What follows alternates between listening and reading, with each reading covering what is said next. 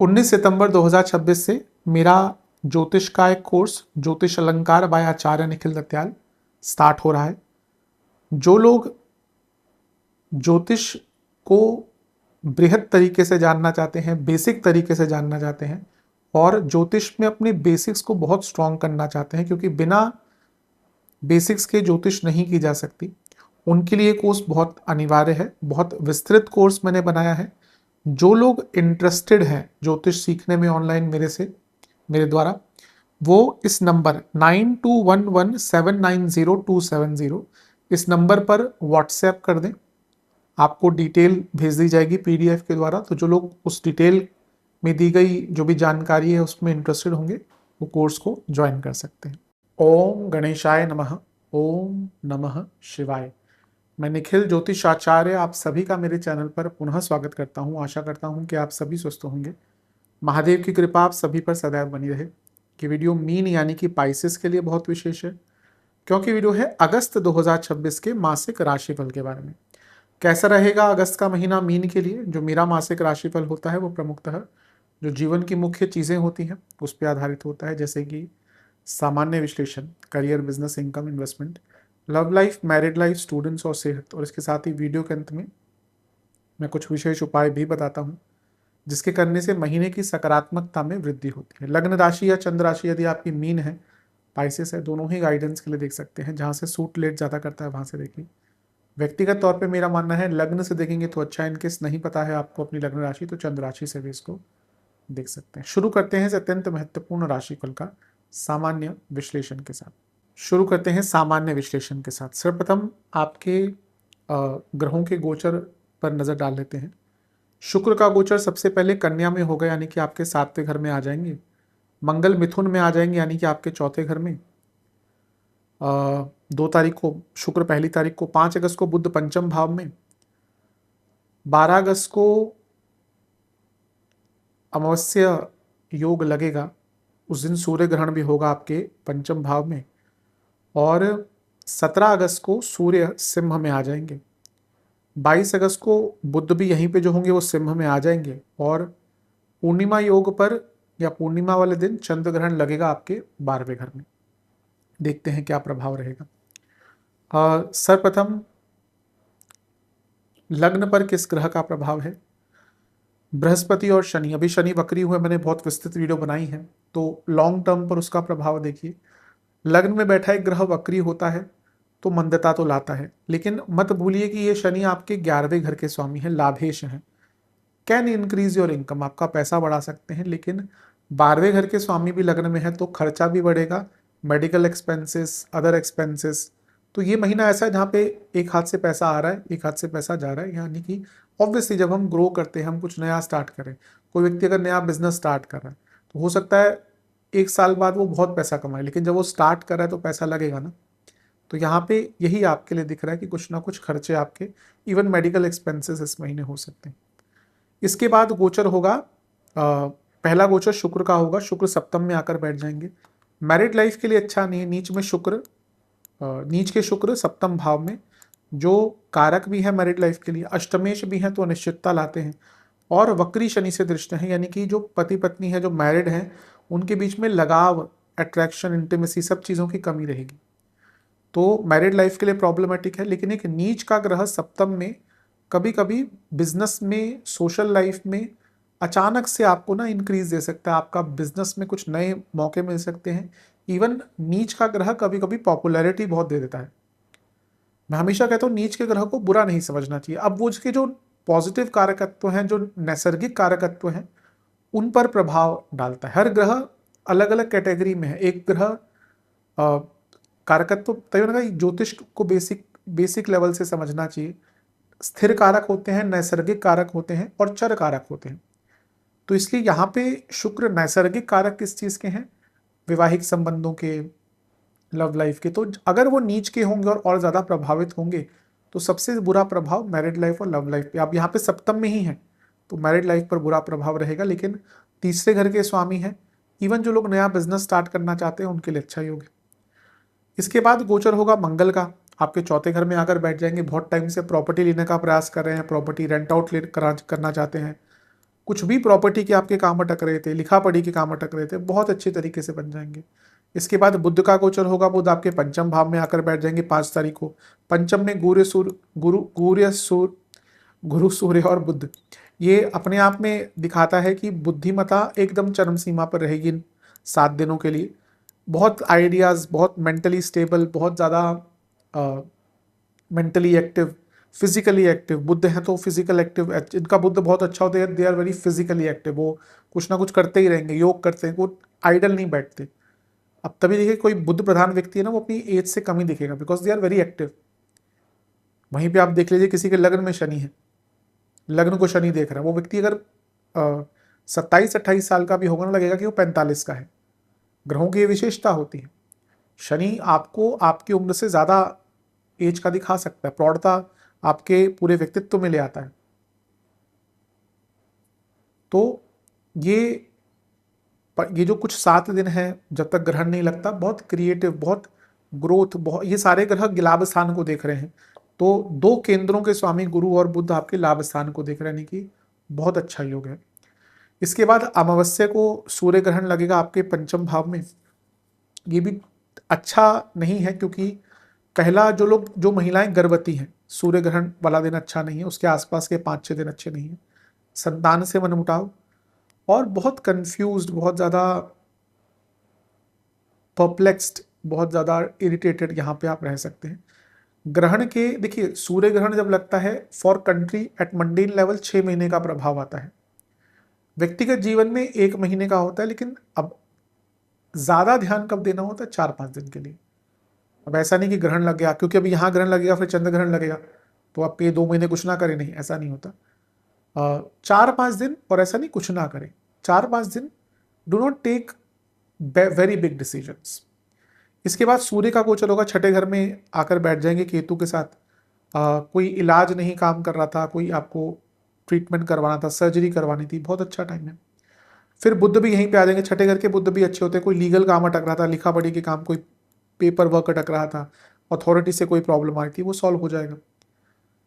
12वें घर में पूर्णिमा के दिन चंद्र ग्रहण लग रहा है। अब यहाँ पे क्या ध्यान देना है आपको? दृष्टिकोण बदलना है यहाँ पे। You have to be flexible. कभी कभी होता है कि हम बहुत रिजिड हो जाते हैं। महीने के अंत में कुछ ऐसा होगा जहाँ पे आपकी फ्लेक्सिबिलिटी बहुत काम आएगी। थोड़ा स्लीप डिसऑर्डर, थोड़ा मतभेद कुछ लोगों से हो सकते हैं। पहला मतभेद तो अपने आप से ही होगा, क्योंकि मैंने कहा ना, you need to be flexible there. वैसे मीन वाले फ्लेक्सिबल होते हैं, बट कभी कभी they can be very adamant on small things. बड़ी बड़ी चीज़ों को सह जाएंगे, लेकिन छोटी छोटी चीज़ों पर एकदम एडमेंट कि नहीं, ये ऐसा ही होना चाहिए। तो यहाँ पे महीने के अंत में थोड़ा अपनी मानसिक सेहत पर और बहुत रिजिड मत होइए तो अच्छा रहेगा। विशेष प्रेडिक्शन, ये महीना ऐसा है जहाँ पे ना आपको बहुत कुछ रीफ्रेम करना पड़ेगा। कई बार होता है हम एक चीज़ सोच के चलते हैं, जैसे हम कहीं जा रहे हैं, जैसे आप दिल्ली से शिमला जा रहे हैं, कुल्लू मनाली जा रहे हैं, डलहौजी जा रहे हैं, नैनीताल जा रहे हैं। अब आपको पता है जीपीएस ने एक रास्ता दिखा दिया, अचानक से कुछ दिक्कत हो गई, तो आप क्या करेंगे? रास्ता बदलते हैं ना, कोई कहीं से जाता है, कोई कहीं से जाता है। मैं हिमाचल से बिलोंग करता हूँ, तो बहुत लंबा अरसा फॉर्मर्स का प्रोटेस्ट चला, तो हमें रास्ता बदलना ही पड़ा, कई कई बार रास्ता बदल के जाना पड़ता था। तो वैसे ही कभी कभी जीवन का जो जीपीएस है वो भी हमसे डिमांड करता है कि थोड़ा रिफ्रेम करो अपने आप को। तो ये महीना ऐसा है, you need to reframe yourself. भाग्य साथ देगा। डिल्यूजन से निकलिए, कुछ भी डिल्यूजन है उससे निकलने की कोशिश कीजिए। डिटैचमेंट लाइए, मैं बता ही चुका हूँ वो चीज़। ये महीना डिटैचमेंट का है, to be honest. Work on detachment. Detachment से सुंदर कोई चीज़ ही नहीं है। जब आपने अपने आप को ऐसा बना लिया ना कि no one can hurt you emotionally, यकीन मानिए, और if your happiness is not dependent on others, सबसे अच्छा समय है। क्योंकि ये रियलिटी है कि आप अगर किसी से स्नेहात्मक तौर पर जुड़ेंगे, यू विल गेट हर्ट। और आज के टाइम की तो सबसे बड़ी, पहले तो फिर भी लोगों में ज़मीर होते थे, लोगों में इमोशंस होते थे। आज people are turning numb, emotion से नहीं है।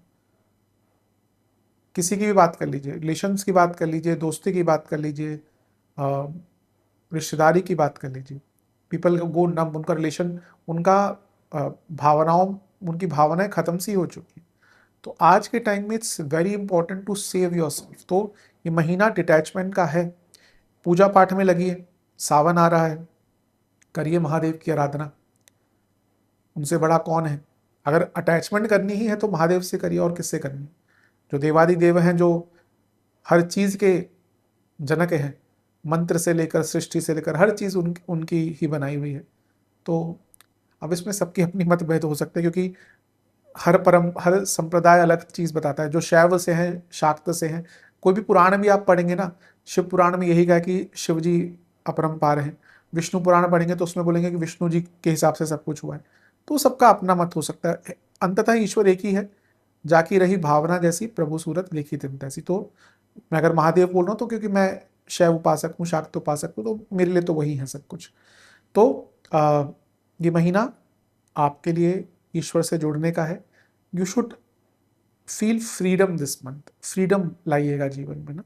कभी कभी होता है हम यही सोचते रह जाते हैं कि अगले साल कुछ करेंगे, अगले साल कुछ करेंगे। अगले साल करते करते ना 5 साल निकल जाते हैं, 10 साल निकल जाते हैं। जीवन तो क्षण भर का है, हमें लगता है बहुत लंबा है।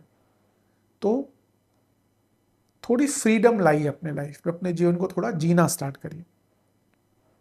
ऐसा लगता है कि जीवन के जो रंग है थोड़े उड़ चुके हैं, थोड़ा सा जीवन में रंग दोबारा भरिए, उसकी बहुत आवश्यकता है। बी रेसिप्रोकेट, रेसिप्रोकेटेबल, अगर ये शब्द होता है कि नहीं, उनको प्यार कीजिए जो आपको प्यार करते हैं। अगर कोई है ऐसा जीवन में जो आपके लिए, कोई भी हो, आपके पास अगर डॉग्स हैं, पेट्स हैं, उनसे ज़्यादा प्यार तो आपको कोई करता ही नहीं। आप देखिए, आप अगर आपके पास पेट्स हैं, अगर आप 2 घंटे के लिए भी घर से जाएंगे ना और आप वापस आएंगे, 2 घंटा तो बहुत ज़्यादा बोल दिया, आधे घंटे के लिए भी घर से जाएंगे, बाकी घर के लोग खड़े भी नहीं होंगे, वो कितना प्यार देते हैं। तो अगर आपके पास कोई भी ऐसा पेट्स हैं, बाकी हैं, हम ढूंढते हैं कि हमें ऐसे व्यक्ति को स्नेह देना चाहिए। बच्चे मिल गए, वो मिल गए, जो आपको प्यार करे उसको प्यार कीजिए। That's the only way you will not get hurt. तो इस महीने इन सब चीज़ों को ध्यान दीजिएगा। कुछ चीज़ें नेगेटिव हो सकती हैं, बहुत ज़्यादा बोलना बहुत नेगेटिव होगा इस महीने। एग्जॉशन मत करिएगा, फिजिकल मेंटल। और सबसे महत्वपूर्ण चीज़ है खर्चों पर नियंत्रण, क्योंकि मैंने कहा इस महीने खर्चे ज़्यादा होंगे। और आई थिंक आपको थोड़ा इल्यूजन से निकलना है। कुछ चीज़ों को लेकर, परिस्थितियों को लेकर आप बहुत इल्यूजन में हैं, उस इल्यूजन से भी निकलने का समय अब आ चुका है। करियर, पूरे महीने शनि, मंगल और केतु का प्रभाव 10वें घर पर रहेगा। शनि जिसमें से वक्री है, और मंगल पहले तो अपनी 8वीं दृष्टि से देखेंगे, फिर यहीं पे आ जाएंगे। तो ये पहला क्या दिखाता है कि बहुत प्रेशर रहेगा, लेकिन गुस्सा बहुत रहेगा। तो कार्य क्षेत्र में गुस्से से बचिएगा, क्योंकि एग्रेशन, घर में आप की बात लोग फिर भी सुन लेंगे, एग्रेशन कार्य क्षेत्र पे नहीं चलता। मैं कई बार इस चीज़ को बोलता हूँ ना कि आजकल तो वर्कफोर्स में जेनजी आ गई हैं, आप उनको बोल दीजिए तो सीधा रिज़ाइन मुंह पे मारते हैं, यार रखो अपनी नौकरी अपने पास। बहुत अच्छा है, मुझे कई चीज़ें बहुत अच्छी लगती हैं, क्योंकि हमारे टाइम में तो ऐसा, खैर मैंने बहुत कम जॉब करी, लेकिन जितना मैंने देखा है कि नहीं होता था ऐसा। तो सिचुएशन बहुत बदल चुकी है। लेकिन कार्य क्षेत्र में आपको गुस्सा हमेशा नियंत्रण रखना चाहिए, because you have to be professional at the workplace. शुक्र का गोचर होगा सप्तम में 1 तारीख को। प्रमोशन के योग हैं, लेकिन थोड़ी डिज़ायर के हिसाब से शायद प्रमोशन ना मिले। अगर प्रमोशन की बात चलती है इस महीने, may be not desirable promotion. एक चीज़ का ध्यान रखिएगा, सप्तम में नीच के शुक्र, वक्री शनि की दृष्टि, और अगले दिन मंगल का प्रभाव भी आ जाएगा। देखिए आजकल क्या है कि वर्क ऑफिसेस में हेल्दी फ्लर्टिंग बहुत चलती है, पुरुष महिलाएं दोनों साथ साथ में काम करती है। पर कभी कभी क्या होता है, यही चीज़ विरुद्ध आ जाती है, कोई स्कैंडल हो गया, कुछ और हो गया। तो be very careful this month. दोनों के लिए ही कहूँगा, पुरुष हो महिला हो, बी वेरी केयरफुल। नाम कहीं पे अटैच हो जाता है तो दिक्कत आ जाती है, गुडविल, इमेज सब खराब हो जाता है। बुध का गोचर कर्क में होगा, 10वें से अष्टम में 3 ग्रह, जॉब चेंज का इंडिकेशन। अमावस्या भी यहीं पे लगेगा, अगर बहुत टाइम से, अमावस्या पर सूर्य ग्रहण भी यहीं पे लगेगा, बहुत टाइम से जॉब चेंज करने का विचार कर रहे हैं तो ये टाइम बहुत अच्छा है। सडन जॉब लगने के चांसेस आपके बन सकते हैं। मैं कई बार बताता हूँ कि जॉब लॉस और जॉब चेंज के कई योग सिमिलर होते हैं, उसमें दशा अंतरदशा और पूरी कुंडली की बनावट बहुत इंपॉर्टेंट होती है।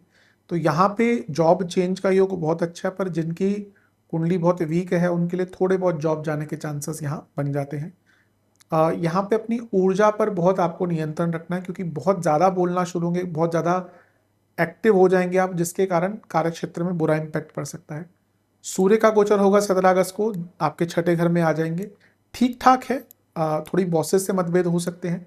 बुध भी यहीं पे आ जाएंगे, कलीग से थोड़ी प्रॉब्लम होगी। महीने के अंत में चंद्र ग्रहण लगेगा 12वें घर में, कम्युनिकेशन प्रॉब्लम कार्य क्षेत्र में हो सकती है। विशेष प्रिडिक्शन, शॉर्टकट्स ना लें, अपने काम से काम रखें। बर्डन बढ़ेगा बट कम्युनिकेशन अच्छा रखें, क्रिएटिविटी रहेगी, do not be over creative. मैंने जो इमेज वाली बात करी, हेल्दी फ्लर्टिंग वाली बात करी, बिल्कुल अवॉइड कीजिएगा। कुछ काम आपके डिले होंगे तो वर्क मैनेजमेंट, टाइम मैनेजमेंट पर ध्यान देना है। पैसा बढ़ने की उम्मीद है इस महीने, और कुछ रोल भी आपके सडनली चेंज हो सकते हैं।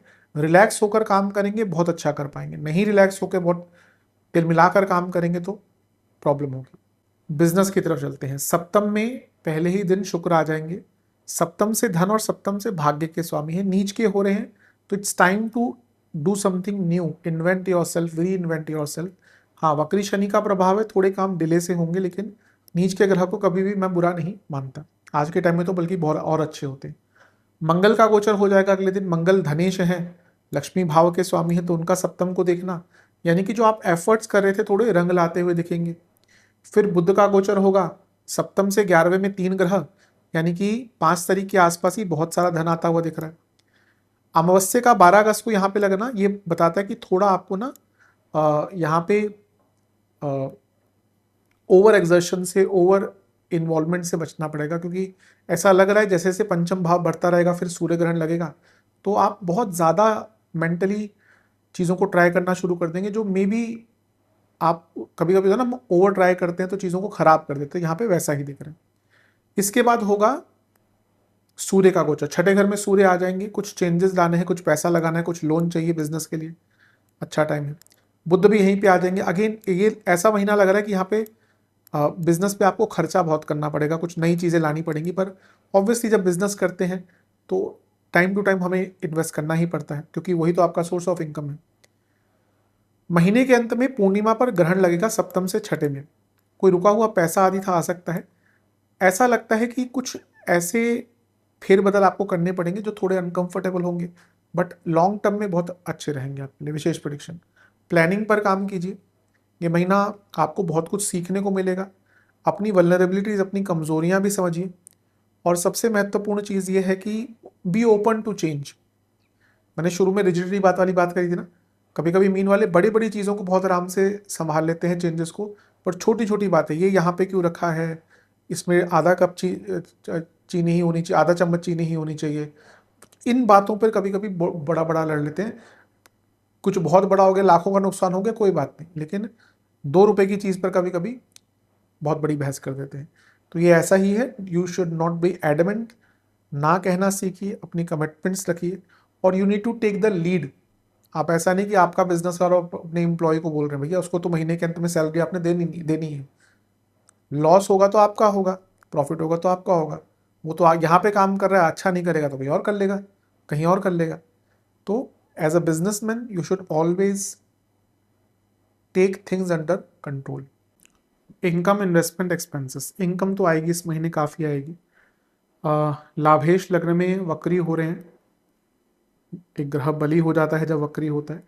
और धनेश मंगल का गोचर होगा 2 तारीख को, लाभ स्थान को देखेंगे, बहुत सारे ग्रह लाभ स्थान को देखेंगे, तो पैसा तो आएगा। इन्वेस्टमेंट, शुरुआती 10 दिन अच्छे हैं, बीच के 10 दिन अच्छे हैं, पूरा महीना अच्छा है इन्वेस्टमेंट के लिए, बहुत अच्छा महीना। प्रॉपर्टी हो, कुछ भी हो, इन सब चीज़ों के लिए बहुत अच्छा महीना। जहाँ तक इनकम, जहाँ तक एक्सपेंसेस की बात है, जैसे मैंने कहा कई चेंजेस आपके जीवन में आ रहे हैं, उनके कारण आपको बहुत सारे खर्चे इस महीने करने पड़ेंगे।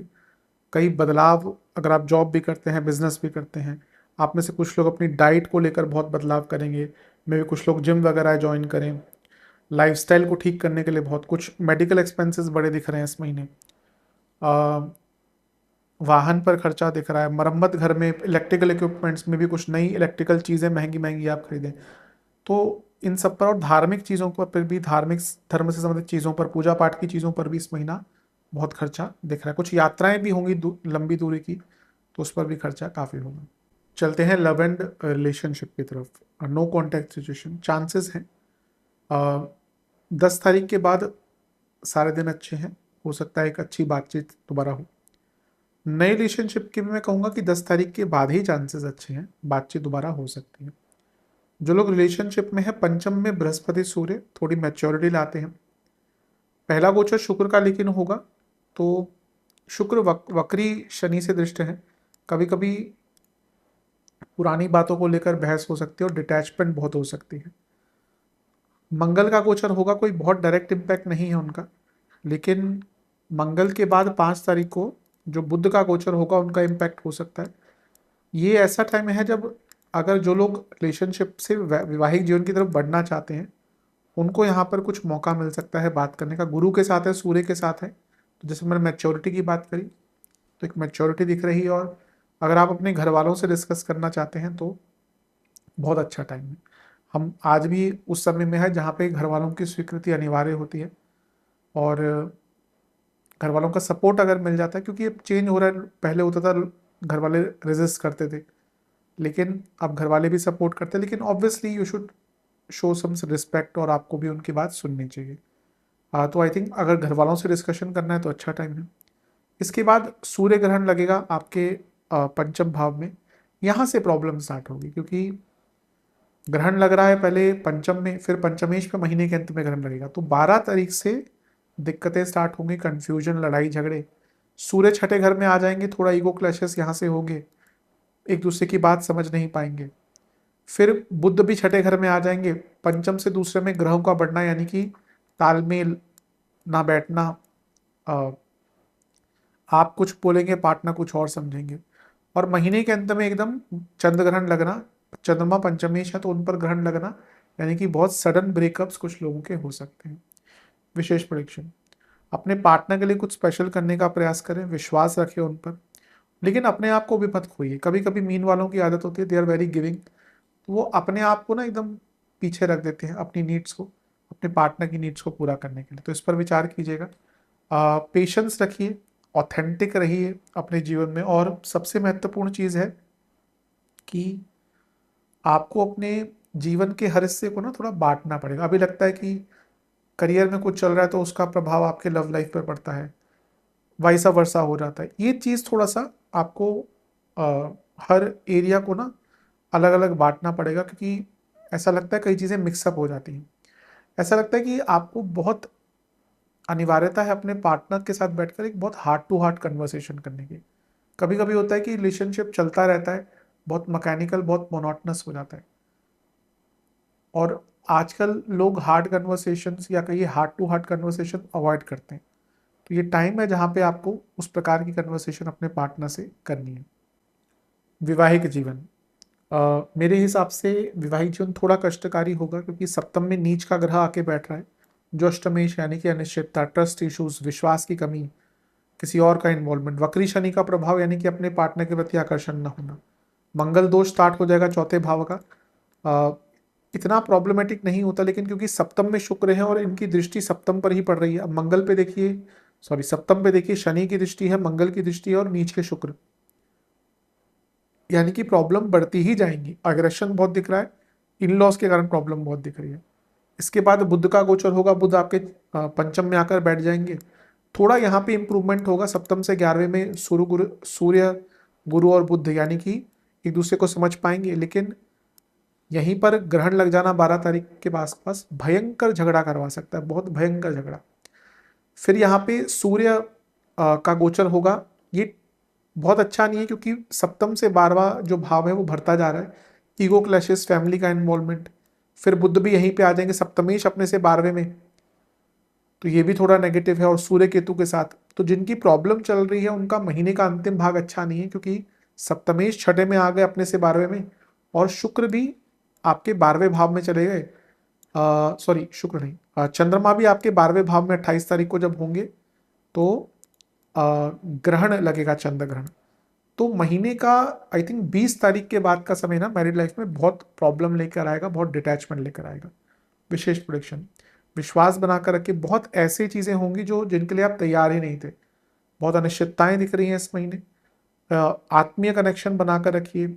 सबसे इंपॉर्टेंट चीज़ है कि अपने पार्टनर को समझिए आपको, और अपने आप को भी समझाइए। ऐसा ऐसा कभी कभी होता है कि हम पार्टनर को समझने के चक्कर में अपनी नीड्स को भुला देते हैं। आपके मन में भी जो अगर कुछ दुविधा है तो उसको अपने पार्टनर को समझाइए। रेसिप्रोकल होना चाहिए चीज़ें ना, जो भी हैं वो रेसिप्रोकल होना चाहिए। अ, मेरे हिसाब से आपके पार्टनर बहुत ज़्यादा एक्सपेक्टेशन रखे हुए हैं आपसे, और आप बीइंग बाइसेस बहुत ज़्यादा डिल्यूजन में हैं। कहीं ना कहीं दोनों को मिडवे आना पड़ेगा और अपने आप को एक दूसरे को समझाना पड़ेगा। जहां तक दोनों प्रैक्टिकल होंगे ना और डिल्यूशन से दूर रहेंगे उतना अच्छा रहेगा। अकेलापन बहुत महसूस होगा इस महीने मैरिड लाइफ में।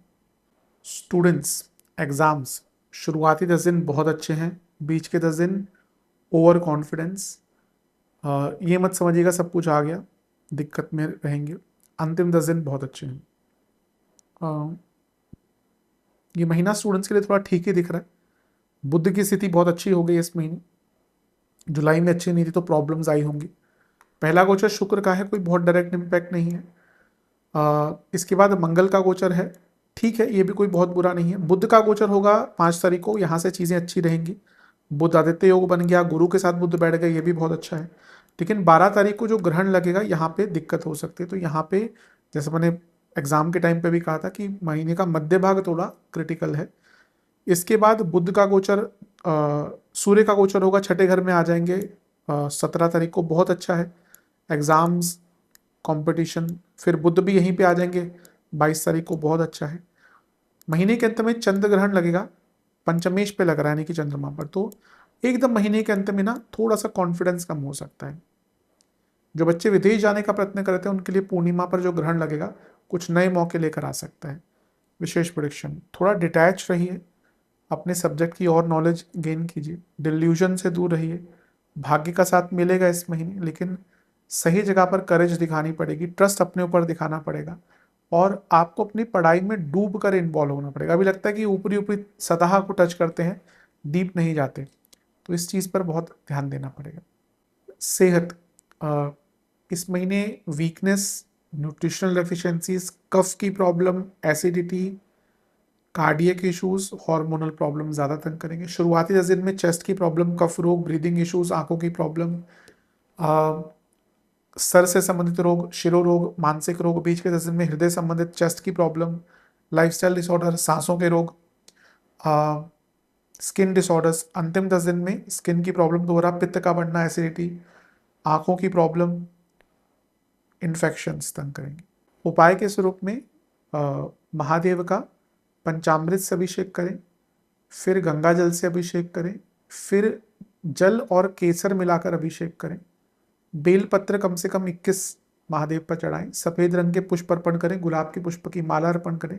गुड़हल का फूल मिल जाता है, सावन स्टार्ट होने ही वाले हैं, अब जब तक वीडियो आएगी हो चुके होने वाले होंगे, तो गुड़हल का फूल महादेव को अर्पण करें। घर में बने खीर, हलवे और पूड़ी का भोग लगाएं। केसर का तिलक भी लगाएं महादेव पर। और अगर रुद्राष्टकम का पाठ जानते हैं तो रुद्राष्टकम पढ़िए, नहीं तो शिव पंचाक्षर स्तोत्र पढ़िए। ओम महेश्वराय और ओम शंकराय नमः, ओम महेश्वराय नमः, ओम शंकराय नमः, दोनों मंत्रों का जाप कीजिए 108 बार। और महादेव के मंदिर में दूध, दही, घी का दान कीजिए। आशा करता हूँ वीडियो काम आएगी। चैनल पर नए सब्सक्राइब कीजिए, वीडियो को लाइक कीजिए। मिलता हूँ अगली वीडियो में, तब तक के लिए ओम नमः शिवाय।